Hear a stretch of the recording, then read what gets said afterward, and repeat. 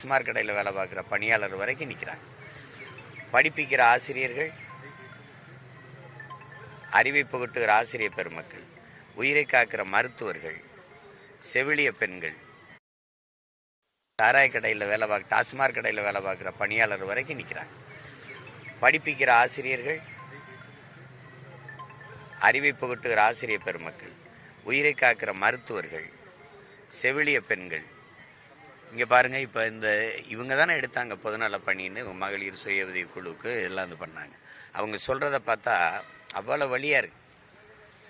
காவல்துறை எப்படி ஒரு பணி நேரம் இவ்வளோதான் இல்லாமல் உழைக்குதோ அதை விட அதே அளவுக்கு இவங்களும் உழைக்கிறாங்க. அவங்க சொல்கிறாங்க, எதாக இருந்தாலும் இப்போ நான் முதல்வன் திட்டமாக நாங்கள் தான் வேலை செய்யணும். இப்போ மகளிர் சுய உதவி குழு அதை ஒருங்கிணைக்கிறது, அதுக்கு கடன் கொடுக்கறது, அது திரும்ப பெறது எல்லாம் நாங்கள் தான் செய்யணும். இப்போ யாராவது அதிகாரத்தில் இருக்கிறவங்க ஒரு கூட்டம் போடுறாங்களா, அவங்களுக்கு மக்களை கூட்டிகிட்டு வந்து சேர்க்குறதும் நாங்கள் தான் செய்யணும். இப்போ உங்கள் கனவு என்னங்கிறது நாங்கள் தான் செய்யணும். எங்கள் கனவு இதுதான்னு சொல்கிறாங்க. இப்போ அவங்க ஒன்றும் பணி நிரந்தரம்னு சொல்லி தான் இவங்க முதல்ல எடுத்துட்டு ஓராண்டு 2 ஆண்டு கழிச்சதுக்கப்புறம் பணி நிரந்தரம்னு சொல்லி வேலைக்கு எடுத்துட்டு அப்புறம் ஒப்பந்த கூலின்னு ஆகிட்டாங்க, ஒப்பந்த பணியாளர்னு ஆகிட்டாங்க. இப்போ அந்த ஒப்பந்த பணியாளர்களுங்கிறது பிரச்சனை இல்லை. ஒவ்வொரு ஆண்டுக்கும் இப்போ நீங்கள் திருப்பி கேட்டால் உங்களை எடுத்துகிட்டு இப்போ வேறு பணியாளரை கொண்டு வர்றதுங்கிறது, அதுக்கு தான் அந்த ஒப்பந்தத்திலே வச்சுக்கிறது. பணி நிரந்தரமாகிட்டால் அவங்க அரசு பணின்னா பணி ஓய்வு வரும்போது ஓய்வூதியம் கொடுக்கணும். அதுக்காகவே இந்த ஒப்பந்த பணியாளர்களாகவே வச்சுக்கிறது ஒரு முறையாகிட்டாங்க. இப்போ என்னென்னா இவங்க ஊதிய உயர்வு தான் கேட்குறாங்க. இப்போ நீங்கள் மகளிருக்கு 1000 ரூபா கொடுக்குறேன் அப்படிங்கிறீங்க, அதே மகளிர் தானே இவங்களும். புரியுது அவங்களுக்கு.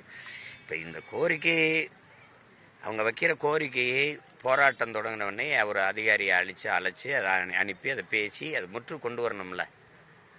தொடர்ச்சியாக அவங்க வர்றதும், அவங்க கைது பண்ணி போடுறதும், ஒரு மந்தைகளை நடத்துறதும் எல்லாம் 10 நாள் எல்லாம் வேலை விட்டுட்டு கர்ப்பிணி பெண்கள், பிள்ளைகளை விட்டுட்டு இந்த பெண்கள் வெயிலில் ஒரு அவசர தேவைக்கு கூட வெளியில் போக முடியாது. ஒரு கழிவறை வசதி இல்லை, ஒன்றும் இல்லை. இது எப்படி எடுத்துக்கிறது? இந்த மாதிரி இல்லை. எல்லாரையும் வீதியில் நின்று போராட வச்சுட்டு நல்ல ஆட்சி கொடுக்குறேன்னு பேசிகிட்டு இருக்கிறத எப்படி பார்க்குறது? இது சர்வாதிகாரமாக கூட நான் பார்க்கல. இது ஒரு பெரிய கொடுங்கொன்மையாக இருக்கு. இப்போ போராடுறாங்க, அவங்கள ஒருத்தன் நான். இது என்ன உங்கள் பிரச்சனைன்னு கேட்க நீ நெருங்க விடாமல் இப்படி நிறுத்தி பேசிட்டு போங்கன்னா என்ன அர்த்தம்? இது எந்த மாதிரி புரியல. யாருடைய கோரிக்கையை ஏற்று நிறைவேற்றி இருக்குது? அப்புறம் எதுக்கு உங்கள் கனவுன்னு கேட்குறீங்க? என்ன கனவு இருக்குது? அவங்க கனவை தான் சொல்கிறாங்க, அவங்க பிரச்சனைகளே சொல்கிறாங்க. தேர்தல் அறிக்கையில் வரும் தேர்தல் நேரத்தில் தேர்தல் அறிக்கைக்கு போய் மக்களில் குறை கேட்டு வந்து மக்களின் பிரச்சனையை கேட்டு வந்து தேர்தல் வரைவு கொடுப்பேங்கிறீங்க, அறிக்கை கொடுப்பேங்கிறீங்க. பிரச்சனையே நீங்கள் தான். இப்போ எங்கள் கனவே இந்த ஆட்சி முறைகளை அப்புறப்படுத்துவதாக தான் இருக்கும். வேற என்னவா இருக்குது கனவு? என்ன கனவு இருக்குது இங்கே? அதான் சொல்கிறாங்களே, எங்கள் கனவே எங்களுக்கு இது கனவை தான் போராடி சொல்லிக்கிட்டு இருக்கமே, கேளுங்கிறாங்க.